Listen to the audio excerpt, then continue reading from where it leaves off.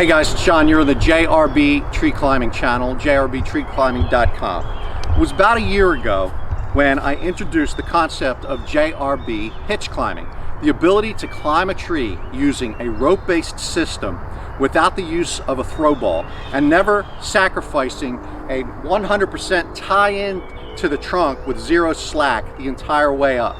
It was a self-imposed constraint on that system that I wanted to be able to do it with my JRB climbing system. I didn't want to have two systems, and I accomplished that task. But I was given another challenge over the last year, and that was, well, John, if I climb trees that are mostly telephone poles and I really don't need to use the other method, how can we do to optimize that system? For example, can I climb with a shorter length of rope? Can I go with a 40 or 50 foot length of rope and still climb to a reasonable hunting height? And I think we've accomplished that and made some significant enhancements in the system. And in fact, what I'm doing is I'm introducing a new system. So what you've seen to date here on the JRB Hitch Climbing playlist has been climbing using the JRB climbing system. Now I'm introducing another climbing system. This is the JRB Hitch Climbing System, and I reserve the right to modify it or improve it. But I've been working with it for quite a while.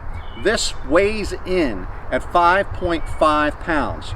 It is 50 feet of Maxim Canyon Elite rope with an integrated foot loop, and this is the pole. It's actually a hiking stick, a collapsible hiking stick. Rigged up. You'll see that on my JRB cinch on those videos. I'll use this to set the JRB cinch, a new hitch I devised, as we go up the tree. So some a priori knowledge. You'll need to look at the videos on my playlist for the JRB cinch, for the JRB hitch as I tie it in tether and rappel applications. You'll need to be familiar with the JRB ascender hitch tied in its compact variant. These are the primary enablers I'm using to build this system. Now, the tree behind me I've never climbed before, and I intentionally chose a tree that's got an obstacle in the form of that dead branch just some 8-10 feet off the ground. I'll need to get around that. That obstacle, or as many obstacles as may exist on the way up the tree, I need to show you how to get around one, because climbing trees with no obstacles really would limit the number and types of trees that you're capable of climbing. So I'm going to step over there and show you the system as I attach it to the tree. So first I'll get that stick put together.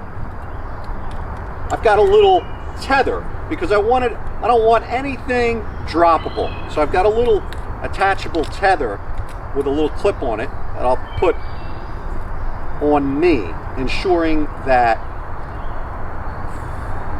nothing I need can be dropped on the way up. So I'm gonna give it a minute before I attach that while I show you the rest of the system. So I'll uncoil it.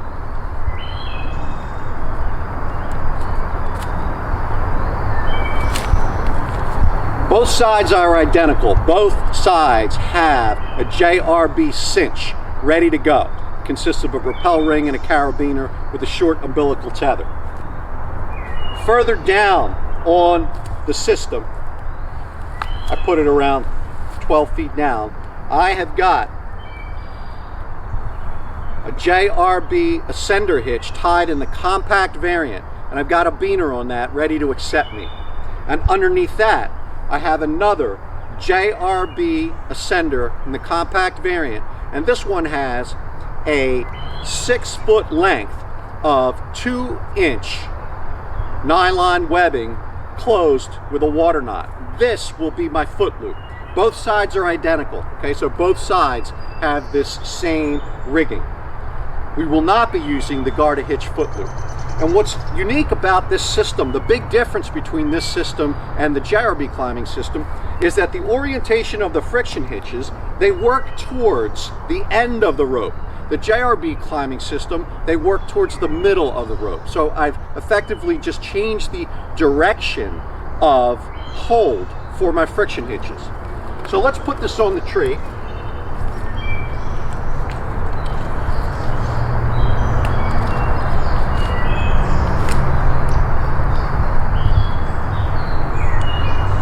ordinarily, the JRB cinch, I could advance that with my pole. You've seen me do that already. I won't demonstrate it here. I'll demonstrate it when we get up on the climb. But we've got that spar in the way. And how am I going to get around that? So there's a number of ways to do it.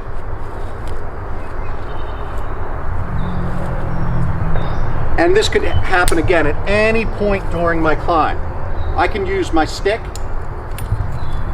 and drop it over, right? I could drop it. That's one method. Another method, if the tree will afford it, is to simply flip the line over. But once it's over, I can form my JRB cinch.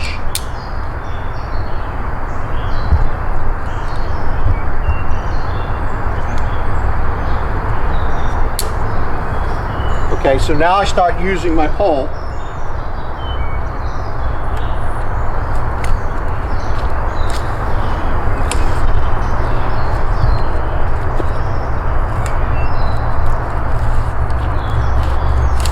I intentionally chose a tree today that's very rough bark.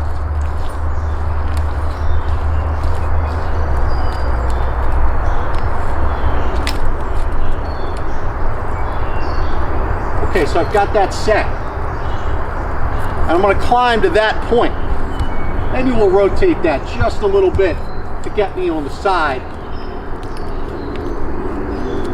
for a better vantage point for you, the viewers.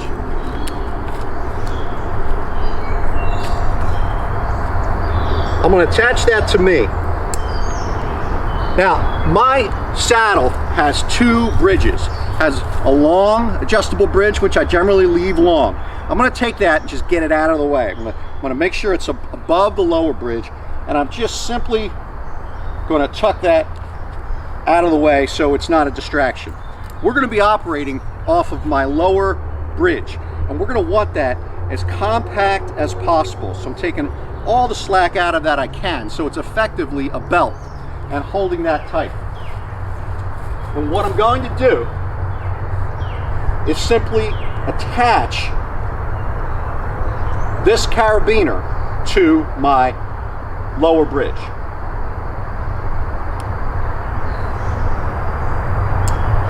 Now, I like to do as much rigging as I can on the ground. As soon as I get to that hitch, I'm going to be switching sides and transferring to the other side. And there's really no reason I need to fiddle with that up in the canopy. I can do that now. I can get the other side prepared. It's got an identical JRB ascender hitch in the compact variant. I'm simply going to attach that to my lower bridge. So it's ready to go. I've got my stick attached to me, and now this becomes, I'm going to get started with the climb, it becomes effectively an SRT climb. And I will utilize the self-tending nature of the JRB ascender hitch to advance my foot loop.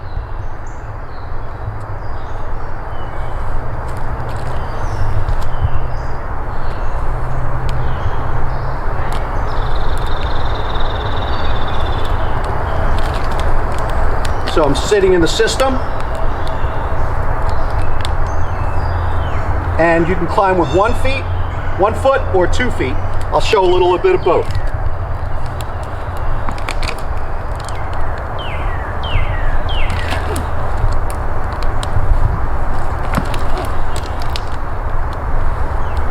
All right, let's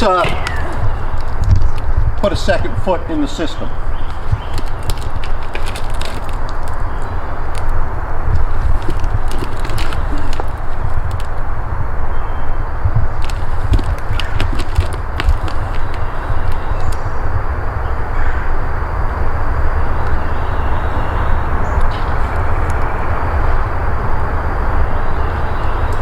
Okay, now we're going to set another hitch using the other side of the rope. But first I want to get as much height as I can. So I'm going to advance my feet, get every inch I can. I'm pretty comfortable there. It's a little bit binding on your feet, but get used to it. You're not going to be here very long. So now I'm going to fashion a second JRB cinch.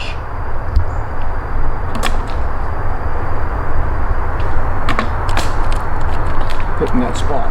There we go. And you know, you can develop skills for advancing this fairly well with just a flip. But I never need to worry about that with my pole. Never need to worry if it falls because I can always advance it.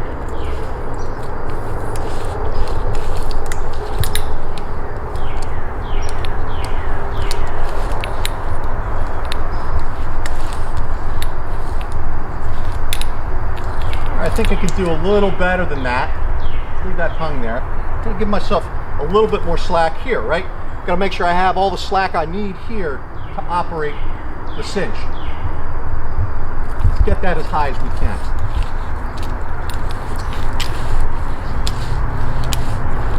And then as high as I can reach, now I draw the slack out. Great. Now, some of my friends will leave this hooked here. That's an option. So I'll show you that. I tend to just leave it at my side. Now I'm going to switch sides. I'm going to jump onto the other side of the system. Take the slack out. Right, all my weight right now is right here on the lower hitch.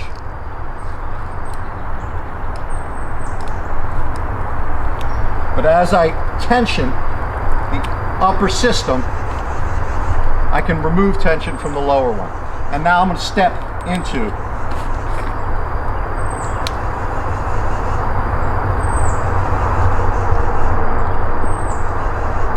the other side.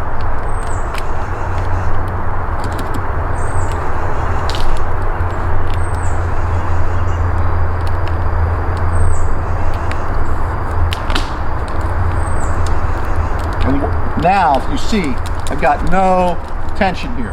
I'm fully loaded in the upper system. I'll take this off and just let it fall. We'll be using that for the next move. So now, what am I doing? I'm simply climbing, but on the other side. Same move.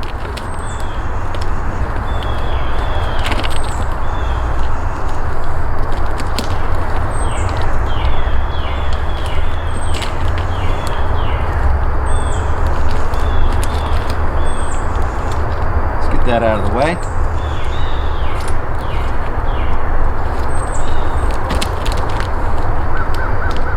So you get the idea.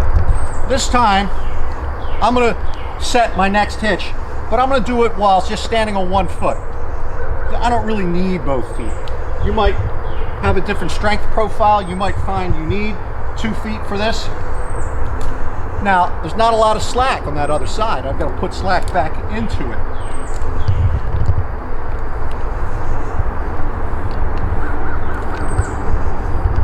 How much exactly? A little bit of a guessing game.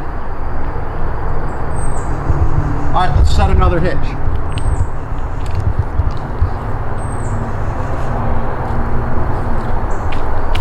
Flip that up a little.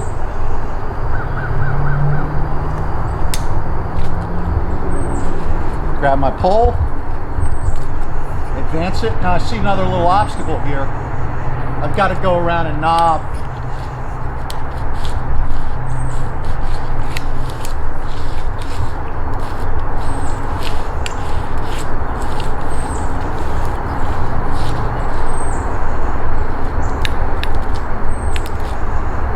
I can get a little bit more if I advance my foot.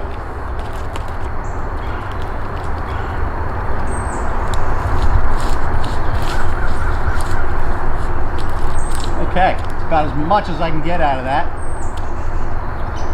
Again, I'll take this down, but we have options. And now I'll transfer onto the other side. Put my foot in it. Get the slack out.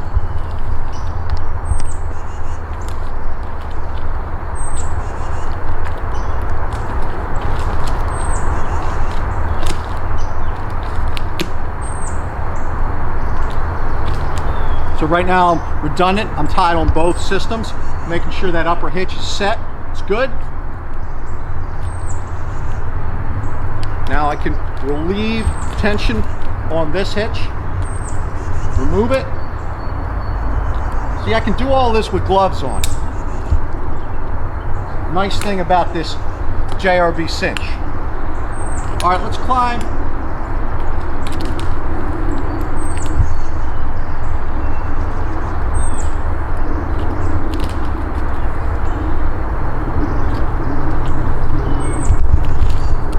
As I'm moving up my JRB ascender hitch, I'm always making sure it bites properly.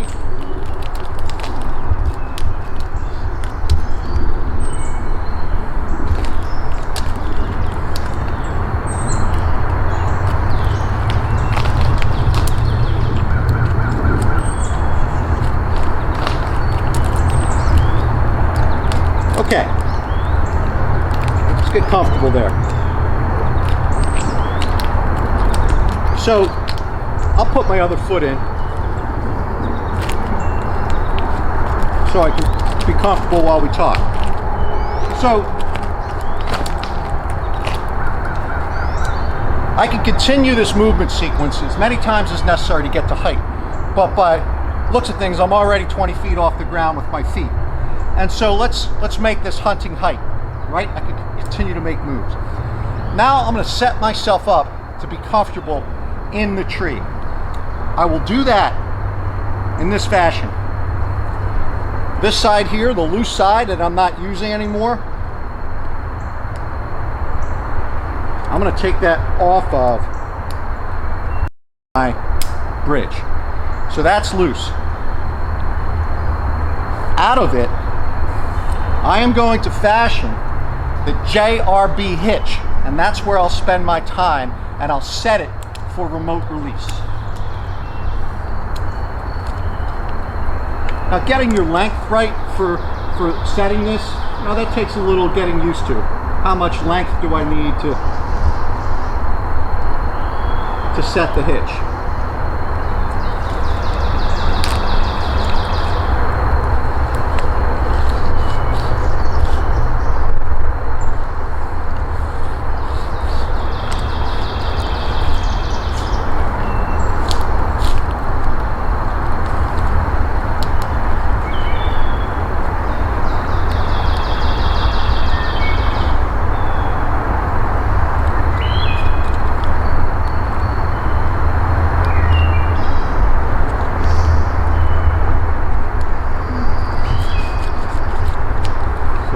JRB hitch, set and ready for rappel.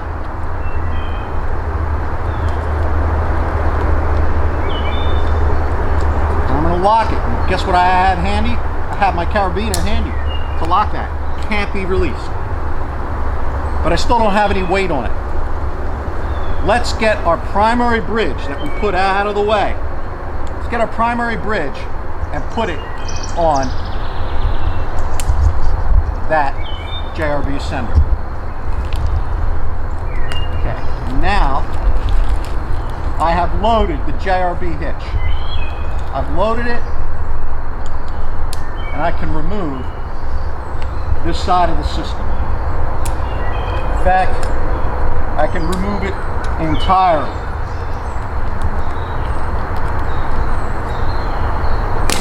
So I'm going to spare you the action of setting a platform. We would have done that on the last move. I'm going to spare you how I would bring my rope up and I could coil it. I could hang it here from this carabiner if I needed to, but you get the idea. I have safely climbed to hunting height, and I am attached to the tree the entire time. If I wish to adjust my position,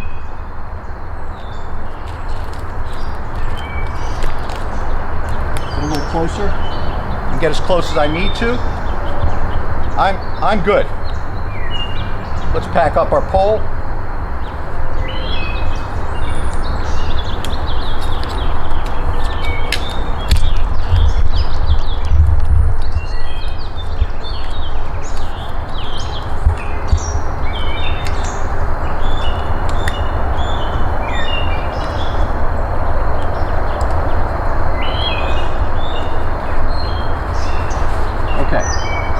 And so now, let's set up for rappel. For rappel, we are going to need a retrieval line to unset that JRB hitch. So here's my retrieval line.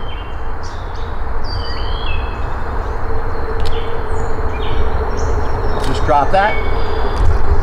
And the last act I do before rappel is just look down and make sure that everything is clean all the way down to the ground. I'll get this attached and ready, and I'm prepared for rappel. I have my rappel beaner. Now, if I were to, you could have used the same beaner that you had on your system, but I tend to have a separate beaner that's dedicated to rappel. So I'm ready to go. First thing I'll do is attach my Munter friction hitch.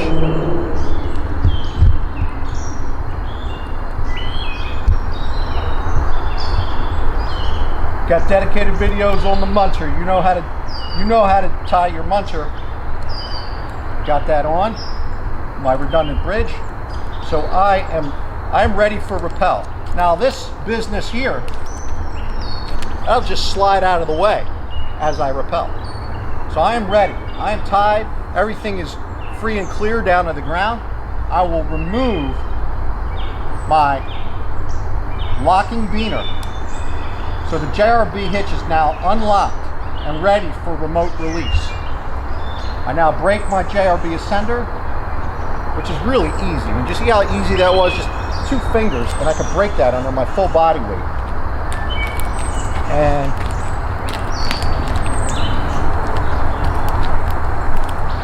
always come down as slow as possible and burn off that friction, that heat, really nice and slowly.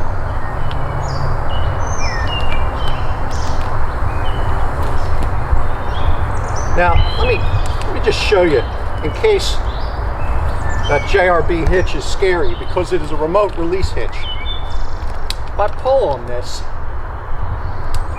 obviously if I fell, you can see how far I'd fall. But it takes a lot of force to pull this out with weight on the JRB hitch. But once I take my weight off of the JRB hitch, okay.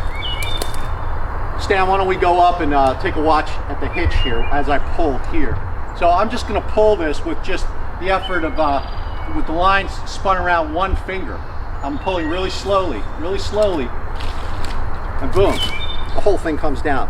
That JRB hitch is really amazing in its properties to jam when we want it to jam when it's under load, and then to release when it's not under load.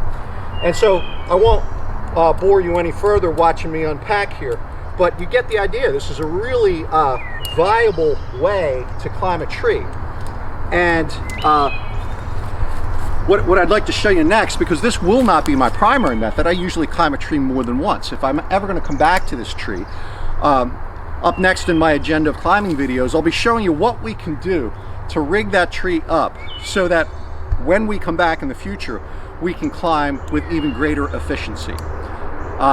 Again, I reserve the right to extend this information. Please refer to my website if you want to know exactly what ropes and what cords and what beaners I recommend, and that can change over time, although the fundamental mechanics of the method shouldn't change appreciably. You can find that information on my website.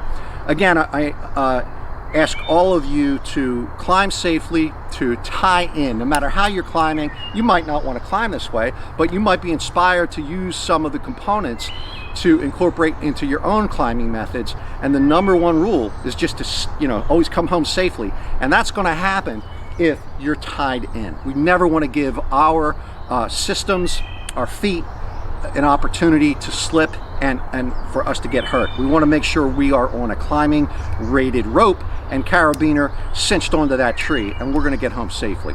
Thank you very much.